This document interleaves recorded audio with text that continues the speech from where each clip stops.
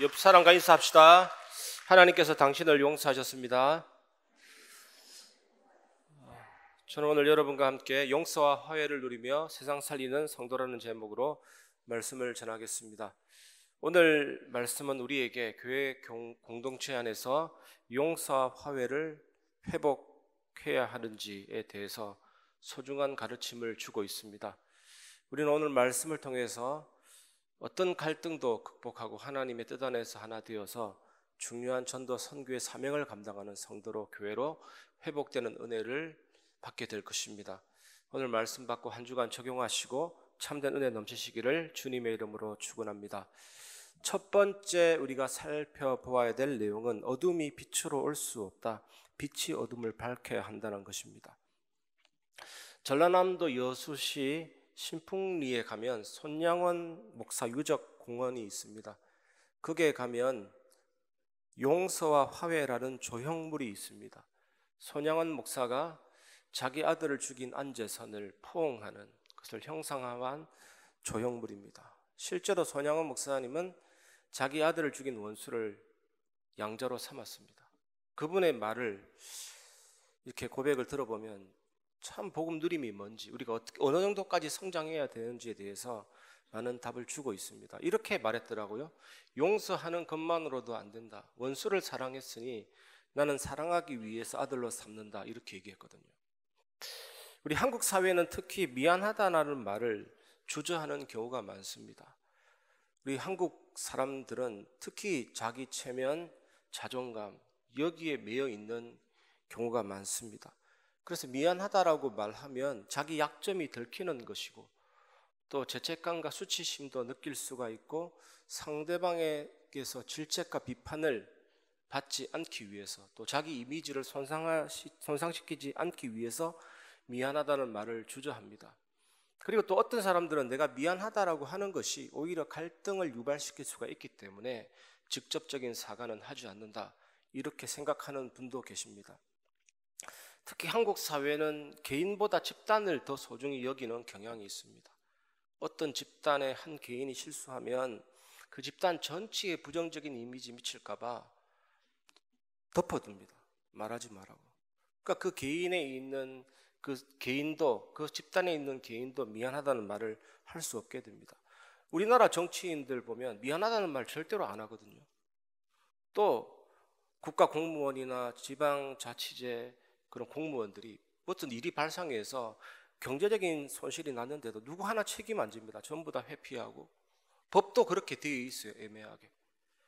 그러니까 미안하다는 말을 더더욱 하지 못합니다. 미안하다라는 말은 단순히 내 잘못을 반성하는 태도가 아니고 상대방을 배려하고 존중하는 것을 표현하는 의사소통 방법이거든요. 미안하다 하지 않는 것은 결국 내가 왜 미안한지 또 관계 개선을 위해서 내가 어떻게 해야 될 것인지를 생각하기 싫어하는 이기주의입니다. 우리 삶 속에는 이런 갈등과 불화가 찾아올 수가 있습니다. 특히 교회 안에서도 여러분 친구 관계 속에서도 동료 관계 속에서도 이런 소통 단절, 이런 갈등이 올 수가 있습니다. 이런 갈등들은 서로 간에 괴롭힙니다.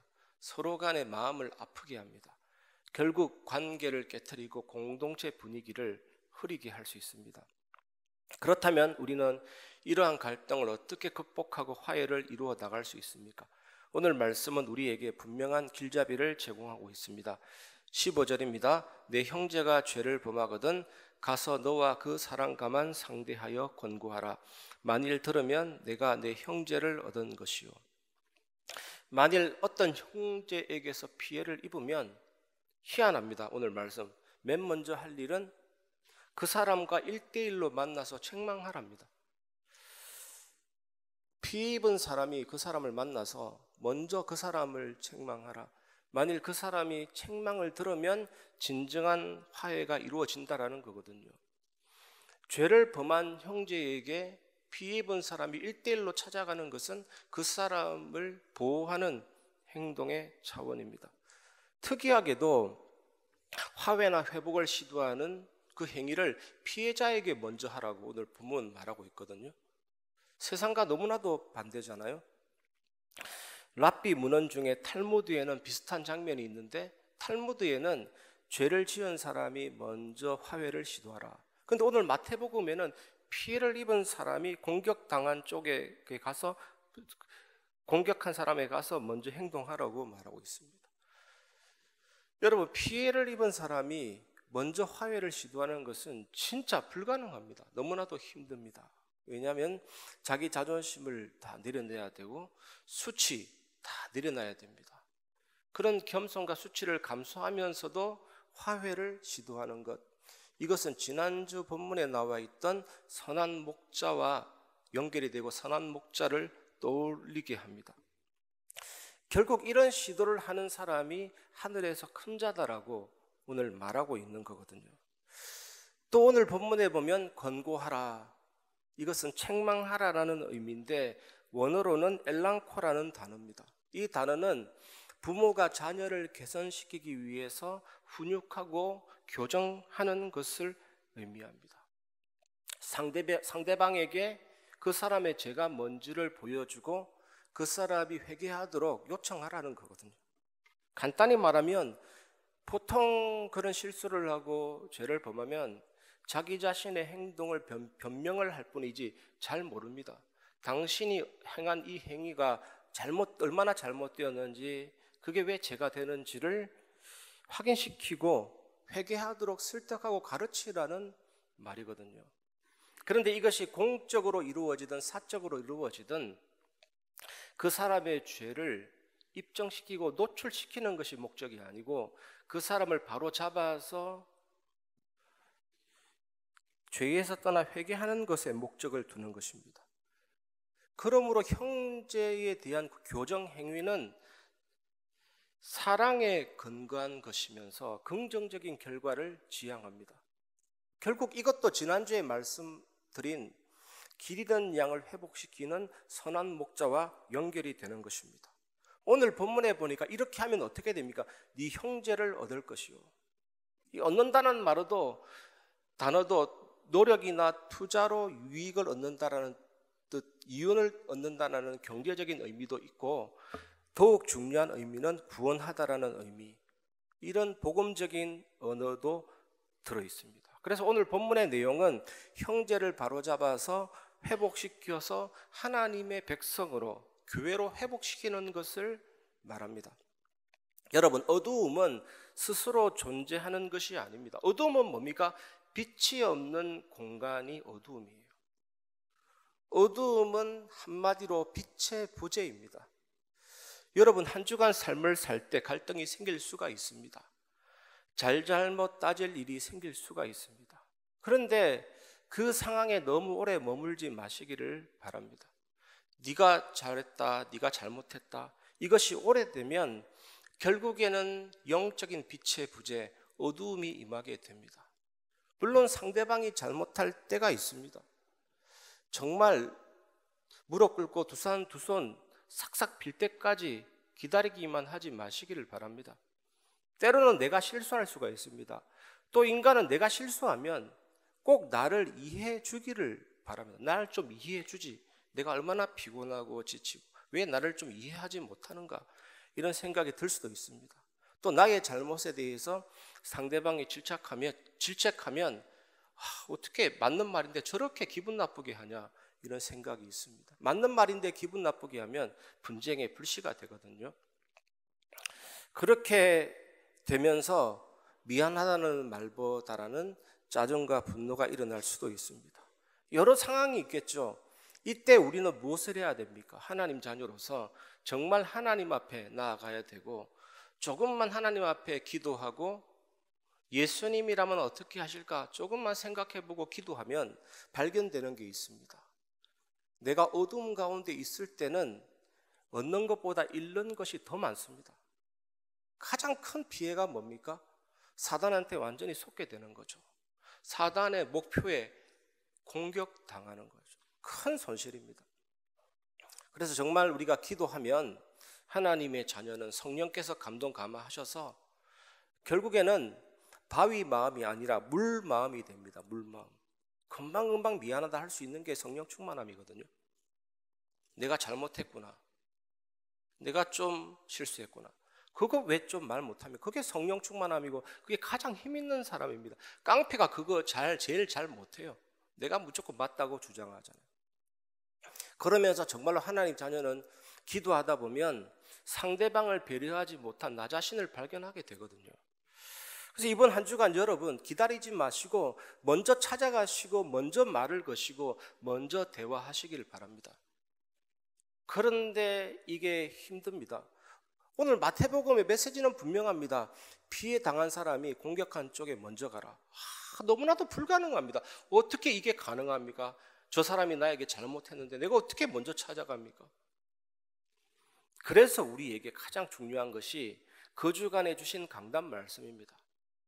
오늘 이 말씀 주셨다면 여러분 현장에 여러분 본성을 뛰어넘는 삶의 변화가 일어나게 될 것입니다. 말씀을 붙잡으시길 바랍니다. 피해당한 사람이 공격한 쪽으로 먼저 가는 것, 이건 말이 아닙니다. 세상 법하고도 맞지 않는 이론입니다. 그런데 오늘 말씀은 그렇게 얘기하고 우리에게 그런 힘을 주시는 것입니다. 이번 한 주간 여러분 삶 속에 참된 용서와 화해가 온전히 회복되기를 주님의 이름으로 축원합니다. 어두움은 절대로 빛으로 먼저 올 수 없습니다. 빛이 없는 공간이 어두움인데 어두움이 빛으로 올 수도 없고 물리학적으로도 말이 안 돼요. 빛이 밝혀야만 어두움이 떠나가는 것입니다. 예전에 어떤 맹인이 밤길을 걸어가는데 등불을 켰습니다. 말이 안 되잖아요. 맹인이 등불을 킬 이유가 없는데 이 맹인의 생각은 이 등불을 보고 나에게 아무도 부딪히지 말라는 것이었습니다. 그래서 등불을 켜고 길을 가는데 한참 가는데 누가 자기한테 탁 부딪혔습니다. 이 맹인이 화가 난 겁니다. 짜증이 폭발한 겁니다. 아니 나는 맹인이라서 보지도 못하는데 당신은 어떻게 이 불빛을 보고 나에게 부딪혔냐고 완전히 짜증을 낸 거죠. 근데 부딪힌 사람이 맹인에게 하는 말이 당신의 불이 꺼져 있는 건 몰랐냐고 이렇게 얘기한 겁니다. 등불이 꺼져 있는데 모르고 그 등불을 들고 다닌 거거든요. 불이 꺼진 줄도 모르고 살아가면 어둠이 올 수밖에 없습니다. 여러분 예수님이 십자가에서 무슨 일을 하셨습니까? 예수님이 십자가에서 죽으심으로 우리의 죄를 사하시고 하나님의 말씀, 율법을 온전히 순종하셔서 그 의를 우리에게 주셔서 의롭다고 해주신 거거든요. 부활하셔서 사망과 사탄의 권세를 정복했기 때문에 내가 복음의 빛을 붙잡을 때 영육 간의 최고의 힘과 회복이 일어나게 되는 것입니다. 예수님은 죄와 사탄, 어둠에 있던 우리들에게 빛을 비추어서 흑암 가운데서 생명의 빛으로 옮겨주신 것입니다. 하나님의 말씀은 진리의 빛이 되셔서 육신 세상 사탄에게 속지 않게 하십니다. 그래서 복음과 말씀의 빛은 내 안에 들어오면 어두웠던 나의 마음과 생각, 영의 상태를 밝히는 겁니다. 복음과 말씀의 빛은 내 안에 들어오면 나의 행동과 경험과 나의 삶을 밝히는 겁니다. 이 복음과 말씀의 빛은 내 안에 들어오면 나의 모든 것을 치료하고 고치고 만지고 회복시키는 것입니다. 그래서 복음과 말씀의 빛이 날마다 내게 회복이 되고 붙잡으면 어두움이 물러가게 되는 것입니다. 그런데 복음은 빛이라는 것은 기독교의 가장 중요한 메시지 중에 하나라서 설명할 이유가 없는데 말씀이 빛이라는 것은 조금 생소할 수도 있습니다. 왜 말씀이 빛입니까? 히브리서 4장 12절에 보면 영과 육과 혼과 골수와 관절을 찔러 쪼개고 마음의 생각과 뜻을 분별하고 모든 어두운 것들을 다 드러내잖아요. 빛입니다. 이 복음이 내 안에 완전히 흡수되고 말씀이 내 안에 들어오면 모든 것이 어둠이 물러가고 참된 회복이 일어납니다. 이 사실을 누리시기를 주님의 이름으로 축원합니다. 16절입니다. 만일 듣지 않거든 한두 사람을 데리고 가서 두세 증인의 입으로 말마다 확정하게 하라. 만일 사적인 대화가 실패하게 된다면 증인들이 필요합니다. 그런데 또 증인들은 형제의 죄를 입증하거나 기소하기 위한 것이 아니에요. 사적인 대화 내용이 사실이다라는 것을 증언하는 사람들을 말합니다. 예를 들어서 A라는 사람이 B라는 형제에게 가서 문제를 지적하고 회복시키려고 노력했는데 이 B가 더 이상 들으려고 하지 않을 때 한두 사람을 A에게 합세해서 다시 B에게 가서 경고하라고 합니다. 그럼에도 불구하고 비가 경고를 거부하면 어떻게 됩니까? 그것이 17절입니다. 17절을 보시면 만일 그들의 말도 듣지 않거든 교회의 말하고 교회의 말도 듣지 않거든 이방인과 세리와 같이 여기라. 끊임없이 연약한 형제를 회복시키는 하나님의 사랑, 그게 느껴지지 않습니까? 피해자가 찾아가서 말해도 듣지 않고 두세 증인이 찾아가서 말해도 듣지 않으면 최종적으로 교회가 나서서 말해야 됩니다. 교회의 역할도 마찬가지입니다. 네가 무엇을 잘못했는지, 네 행위가 얼마나 하나님 말씀과 어긋났는지 깨닫게 하면서 하나님께 돌아가게 하는 겁니다. 그게 회개거든요. 그런데 여러분, 이 교회의 권고도 거부하고 끝까지 무시하면 어떻게 됩니까? 교회 공동체에서 쫓아내라. 가장 큰 겁니다. 쫓아내라잖아요. 이방인과 세리같이 여기라. 불신자처럼 여기라. 하나님의 가족이 아닌 것처럼 여기라. 여러분, 고아에게서 가장 큰 불행이 뭔지 아십니까? 여러분이 왜 이만큼 인격이 성숙된 줄 아십니까? 누군가가 여러분을 징계하고 훈계하고 권징해서 그렇습니다. 여러분 부모님이 여러분의 회초리도 되고 잔소리도 하고 그렇게 해서 여러분만큼의 인격이 형성된 것입니다. 그게 사랑이죠. 근데 고아에게서 가장 불행한 뭐냐? 징계하고 권징하고 책망하고 때리는 부모가 없는 게 가장 큰 고통이에요. 그 인생은 불행할 수밖에 없죠. 그 징계는 곧 사랑이거든요. 교회 안에서 신자들끼리 싸우고 아무렇지도 않게 습관적으로 고질적으로 불신앙하고 인본주의하고 그러면 교회는 세상과 다를 것이 없습니다. 그러므로 여러분, 교회 안에서 일어나는 죄에 대해서는 당연히 잘못을 깨우쳐주고 회개하도록 도와줘야 되는 것입니다.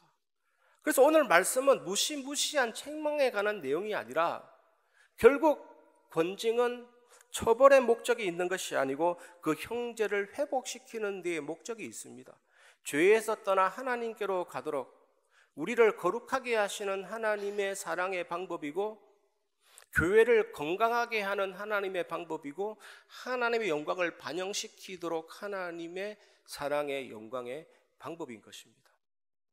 오늘 말씀 속에서 은혜를 받으시기를 바랍니다. 개인과 개인의 권고가 나왔죠. 그리고 두세 정인이 동참한 권고가 나왔습니다. 그리고 교회의 권고가 나왔습니다. 예수님이 이걸 말씀하셨고 이제 묻고 푸는 교회의 권세에 대해서 말씀하십니다. 이것이 우리가 두 번째로 나눌 내용입니다. 두 번째, 교회의 권세입니다.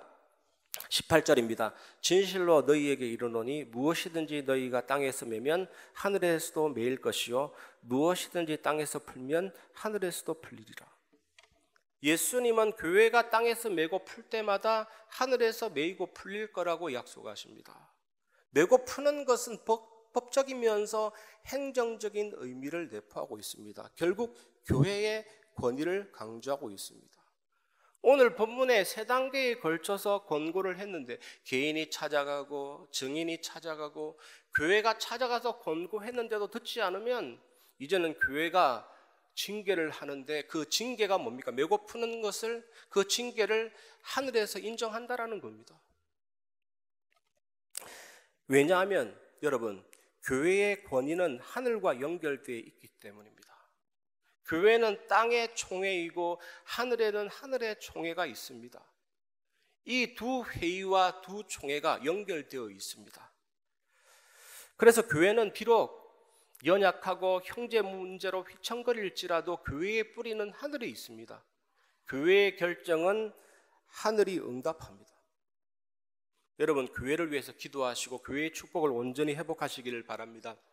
19절입니다. 진실로 다시 너희에게 이르노니 너희 중에 두 사람이 땅에서 합심하여 무엇이든지 구하면 하늘에 계신 내 아버지께서 그들을 위하여 이루게 하시리라. 두 사람이 땅에서 기도하면 하늘에 계신 아버지께서 응답하실 것입니다. 여기에서 왜 예수님이 기도를 언급했습니까? 매고 푸는 것이 기도와 관련이 있기 때문입니다. 교회의 결정은 반드시 기도와 결합되어야 합니다. 형제를 권징하는 것이든 저 형제를 받아들이는 것이든 오직 기도 속에서 해야 되는 것입니다. 교회의 결정은 하나님께 완전히 의존해야 되는 것입니다. 그래서 우리의 할 일은 없습니다. 불신앙을, 죄를 회개하고 인본주의를 버리고, 우리가 세상 단체 아니거든요. 모든 나를 지배하는 이방신과 아스다로 욕심 동기 버리고 오직 기도 속으로 들어가서 결정해야 되는 것입니다. 교회는 사람이 잘하고 못하고에 달려있지 않거든요. 교회는 사람의 경영이 통하는 것이 아니고 하늘의 경영이 이루어집니다. 하늘의 응답, 하늘의 인정과 교회의 결정이 맞물려 있다니까요. 그래서 우리는 정말로 기도해야 되고 하나님의 인도를 받아야 됩니다. 그래서 교회의 모든 결정은 기도 속에서 나와야 된다. 예수님이 말씀하시면서 이제는 두세 사람이 모여도, 아무리 작은 사람이 모여도 예수님이 함께 하신다. 이것이 얼마나 우리에게 큰 위로와 격려가 됩니까? 때로는 큰 문제를 놓고, 큰 사건을 놓고 힘들 수도 있습니다. 외롭다고 느낄 수도 있지만 결코 외롭지 않습니다. 하나님이 함께 하십니다. 기도 속에서 하늘에서 응답하십니다. 그래서 이것이 우리가 마지막으로 나눌 말씀인데, 세 번째, 작은 무리와 함께 하시는 하나님입니다. 20절입니다. 두세 사람이 내 이름으로 모인 곳에는 나도 그들 중에 있느니라. 두세 사람이 합심하여 기도한 내용을 하늘에서 집행하는 이유는 뭡니까? 두세 사람이 예수의 이름으로 모인 곳에 예수께서 함께 거하시기 때문입니다. 여기에서 두세 사람은 그룹의 가장 작은 단위를 말하잖아요. 아무리 작은 수로 모여도 예수님께서 함께 하신다. 왜냐? 그들이 예수님 이름으로 모였고 예수님 때문에 모였기 때문에 하나님이 그들의 기도, 교회의 기도에 응답하신다는 내용입니다. 확실히 믿으시길 바랍니다. 여기서 또 우리는 마태복음의 핵심 주제인 임마누엘을 볼 수 있습니다. 교회는 형제를 징계하는 매우 어려운 순간 속에서도 임마누엘을 의심하지 말아야 됩니다. 오히려 여러 가지 문제, 어려운 상황 속에서 결정을 내리는 순간에서도 임마누엘에 대한 확신을 가져야 됩니다. 굳게 해야 됩니다. 덧붙여서 교회는 임마누엘의 공동체이기 때문에 어떤 회의를 통해서 합의를 가지든 결정을 하든 그리스도의 임재가 주는 힘에 근거해야 됩니다. 그리스도의 임재가 없는 공동체의 결정은 다 무효입니다. 효과 없습니다. 정말 기도하시기를 주님의 이름으로 축원합니다. 말씀을 마무리하겠습니다. 용서를 누리며 세상을 살리는 자입니다. 미국의 앤드류 잭슨 대통령 재임시에 있었던 일입니다. 그 밑에 앤드류 잭슨 대통령을 도왔던 공무원인 것 같은데, 조지 윌슨이라는 사람이 어떤 우편물을 훔치고 나오는 강도를 보고 바로 총을 쏘아서 죽였습니다. 그래서 그 자리에 체포되고 사형이 언도됐거든요. 이때 사무엘 잭슨 대통령이 정상을 참작하고 특별 무죄 사면장을 줬습니다. 그런데 조지 윌슨이라는 사람이 그 사면장을 거부했습니다. 죄책감 때문에. 그래서 대법원에 상정이 됐는데 이 판사가 이런 판결을 내렸습니다. 사면장은 하나의 종이 쪽지이나 그 가치는 받아들이는 사람에 의해서 용서를 받을 수 있다. 만약 그것을 거절한다면 용서받을 수 없다. 그러나 조지 윌슨은 처형을 당해야 한다. 조지 윌슨은 분명히 용서를 받았지만 용서를 거절했습니다. 그래서 사형당했습니다. 오늘날 세상 사람들이 처해진 운명도 마찬가지입니다. 하나님이 하늘 법정에서 예수 그리스도를 통해서 모든 사람의 죄악을, 그 하나님 떠난 죄악을 용서해 준다라고 말하고 있는데, 그 복음, 그 사면, 그 복된 소식을 거절해 버리니까 어떻게 됩니까? 영적인 사형, 최종 멸망을 당할 수밖에 없는 것입니다. 여러분, 우리는 복음 안에 있는 참된 용서를 누리면서 세상을 살려야 될 줄 믿습니다. 그 어떤 상황 가운데서 눌리지 마시기 바랍니다. 그래서 우리는 세 가지 집중 속으로 들어가야 될 줄 믿습니다. 아침에 복음, 말씀, 기도 집중. 이것이 조금씩 쌓여 나가면 하나님이 더 우리에게 집중하십니다. 낮에도 밤에도 찾아오셔서 우리를 안아주십니다. 힘있게 해주십니다. 그러면 응답이 있고 정인이 되고 살리게 됩니다. 이게 진짜 그렇습니다. 문제, 갈등, 위기. 이거 없는 곳이 있습니다. 무덤이고 무생물. 나 문제, 갈등, 위기 없이 살고 싶다. 아무 생각 없이 살고 싶다. 그 말은 뭐냐? 무생물로 살고 싶다. 인생이기를 포기하고 싶다. 인생은 그게 다 옵니다. 당연한 겁니다. 그 속에서 시작해야 돼요. 어떻게 시작해야 됩니까? 약할 때 강함 되시는 그리스도의 은혜. 이럴 때 흔들리지 않는 절대지자가 되면서 살든지 죽든지 내 몸에서 그리스도가 존귀 여기를 바란다. 그런 절대지자, 절대망대가 됩니다. 가장 첫 번째 시작이 뭡니까? 그 하나님의 사랑, 하나님의 용서, 복음이 내 안에 임해서 무한히 용서받은 하나님의 자녀로서의 참된 평안함과 자부심과 든든함이 있을 때 이 축복의 세계로 뛰어 들어갈 수 있습니다. 한 주간 이거 누리고 승리하시기를 주님의 이름으로 축원합니다. 이 시간 하나님의 사랑, 용서, 은혜를 생각하면서 그 사랑 찬양 부르고 말씀을 마무리하겠습니다.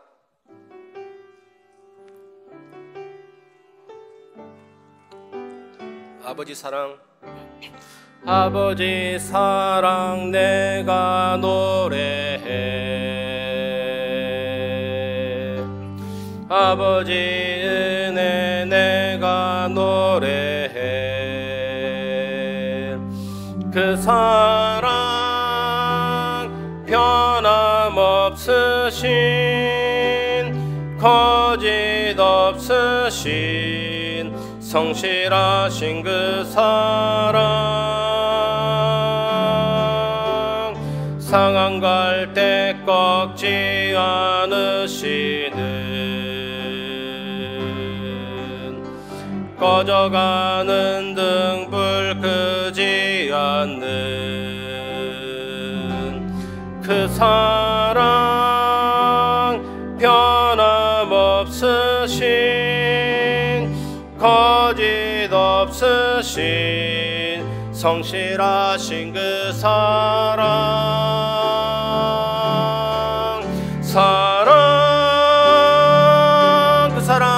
그 사랑 날 위해 죽으신 날 위해 다시 사신 예수 그리스도 다시 오실 그 사랑 죽음도 생명도 천사도 하늘의 어떤 권세도 끊을 수 없는 영원한 그 사랑 예수 그 사랑 날 위해 죽으신 그 사랑